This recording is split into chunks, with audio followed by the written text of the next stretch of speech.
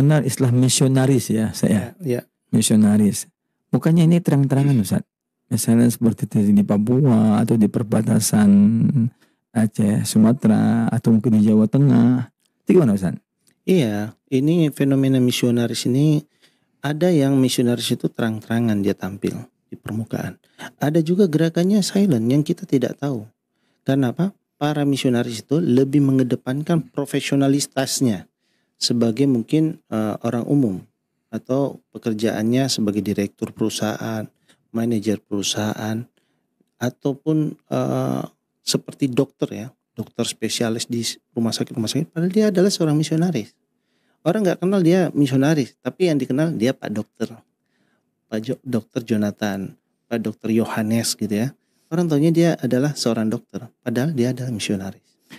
Ini kalau dilihat dari segi misionarisnya Ustaz ya, kira-kira menurut pandangan Ustaz, itu apakah karena ada memang suatu sistem yang terorganisir dengan baik, atau memang karena militansi keagamaan gitu? Artinya gerakannya itu memang pribadinya yang ingin mengkehendaki membawa misi, atau memang diatur, distrategikan, atau ditargetkan gimana?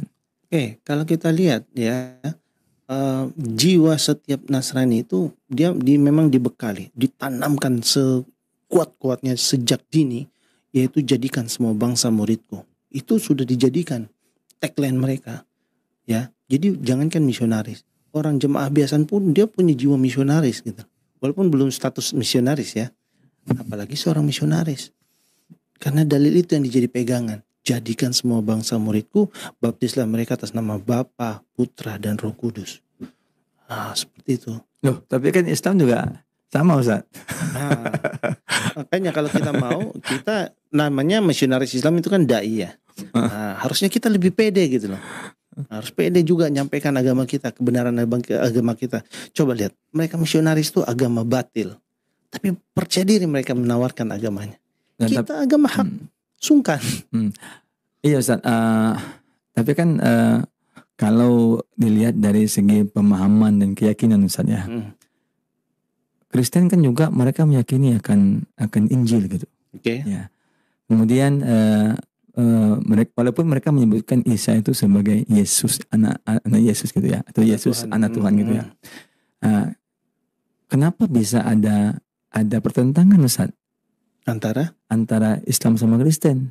Harusnya kan kalau memang di dalam Islam itu Injil diakui, Taurat diakui gitu kan. Loh, kenapa harus ada perbedaan pemahaman ini dari kalangan Kristen? Begini, Islam itu memuliakan Nabi Isa, ya, memuliakan tertinggi loh, tetapi tidak sampai mempertuhankan. Agama Yahudi itu betul-betul merendahkan Nabi Isa serendah-rendahnya, dibilang nak pelacur lah segala macam ya, penistaan terhadap Nabi Isa. Sedangkan Kristen itu melebih-lebihkan posisi Nabi Isa yang tadinya adalah seorang utusan menjadi seorang Tuhan gitu. Sosok Tuhan bagi mereka. Posisi Islam paling tengah dan paling mulia adalah Isa itu adalah utusan Allah. Bagi mereka itu Tuhan. Memang tugas kita meyakinkan dan membuktikan bahwasanya Isa itu adalah utusan Allah, bukan Allah. Bagi mereka, kalau kita bisa meyakinkan dengan dalil-dalil yang mudah diterima bahwasanya Isa adalah memang seorang utusan, gugur tuh dia punya dogma kekristenan. Karena Isa datang itu mati di tiang salib untuk menghapus dosa, menebus dosa seluruh manusia. Seluruh manusia yang mengakui dia sebagai Tuhan. Artinya misi sang penyelamat gitu ya. Iya. Kalau orang Nasrani atau Kristen menginginkan agar ada menyelamatkan umat dengan ikon Yesusnya gitu ya. Iya. Itu sebenarnya dogma Paulus. Karena Nabi Isa nggak pernah mengajarkan percaya dia lantas masuk surga karena dia mati di tiang salib. Al-Quran jelas. Wa ma qatalu wa ma salabu walakin subiyah lahum. Nabi Isa itu tidak mati terbunuh, Nabi Isa tidak mati tersalib. Yang terbunuh dan tersalib adalah orang yang diserupakan persis wajahnya dengan Nabi Isa.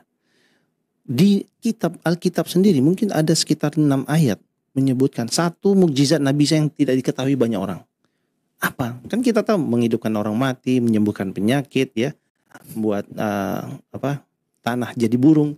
Ada satu mukjizat Nabi Isa yang orang banyak nggak tahu. Apa? Di Bible sendiri ada. Apa itu? Nabi Isa punya mukjizat bisa merubah wajah, baik wajahnya dan orang-orang wajah di orang sekitarnya. Makanya ayat itu tadi, ya, tidak mati tersalib itu adalah orang yang diserupakan wajahnya, itu salah satu. Ada sinkronisasi dengan Bible dan Quran tadi. Karena satu mukjizat Nabi Isa dia bisa merubah wajah. Orang Kristen banyak nggak tahu. Ayat itu ditutupi. Ada sekitar 6 ayat yang mana Nabi Isa merubah wajahnya di hadapan murid-muridnya. Bahkan waktu Nabi Isa ditangkap itu di Taman Getsemani, tentara Romawi itu nggak tahu ini yang ditangkap betul Isa apa enggak gitu loh. Karena wajahnya semua sama gitu loh. Maka patokannya adalah siapa yang dipegang oleh siapa itu. Kalau dipegang sama dia, itulah berarti Yesus, dia bilang. Nah, maka dia pegang seseorang di situ, wajahnya semua sama. Nah, begitu dia pegang, nah itulah yang ditangkap sama tentara Romawi yang disalib. Kalau kita lihat istilah Al-Quran itu Al-Hawariyun saya. Itu. Al-Hawariyun ini dalam kacamata kristologi saya. Itu apakah Muslim atau mungkin non Muslim? Kalau zaman Nabi Isa, Hawariyun kan orang-orang pendukungnya Nabi Isa, ya kan? Jadi yang menurut Ustaz ini tadi yang tersangka diserupai wajahnya itu apakah masuk Al-Hawariyun atau mungkin ada yang lain kan? Kalau lihat dalil tentu yang lain, yang berkhianat, ya, dari murid atau pengikutnya itu yang berkhianat pada Nabi Isa. Karena ada yang salah satu tuh ayatnya, dalilnya jelas tuh, saya lupa ayatnya, bahwasanya itu yang membocorkan, ya, tentang Isa itu dia yang membocorkan. Lupa saya, biasanya saya ingat itu. Oke Ustaz, ini kan